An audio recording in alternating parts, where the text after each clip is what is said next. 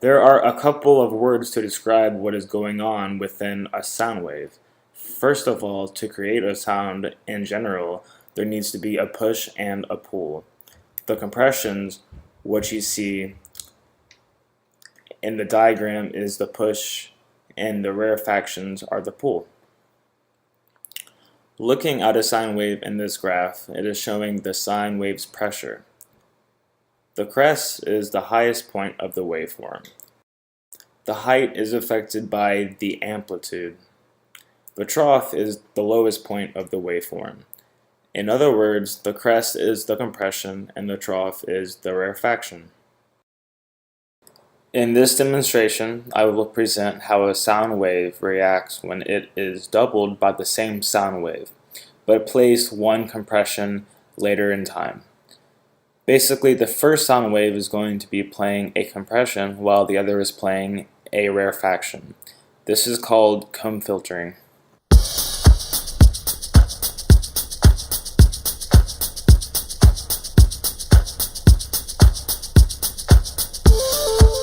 And this is the way it sounds before the filtering.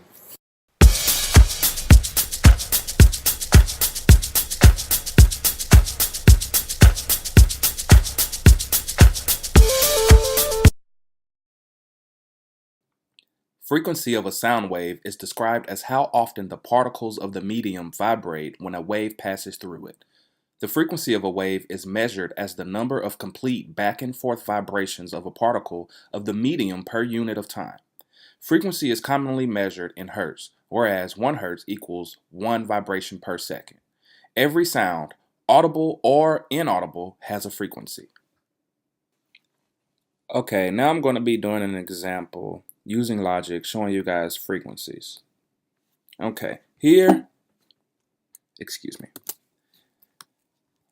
Okay, now here, I'm playing an A natural, which as you can see, right here, at the peak of this crest, is hitting at exactly 440 hertz.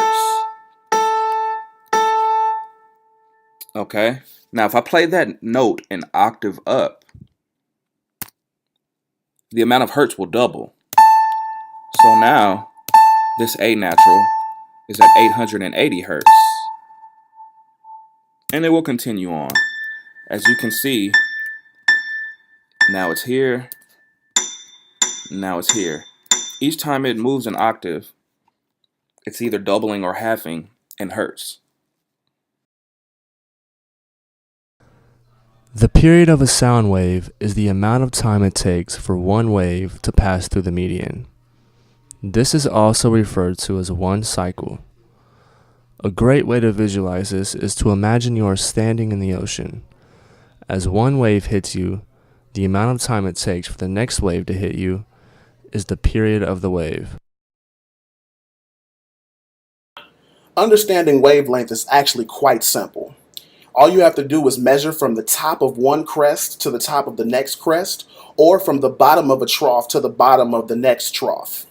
The measurement that this gives you is the wavelength of that.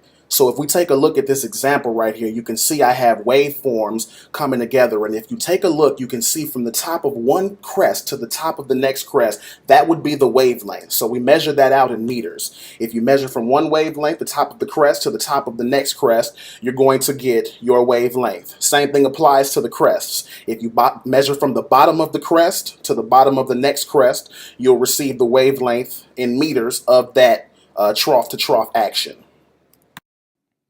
In conclusion, parts of waves, frequency, period, and wave speed are all closely related.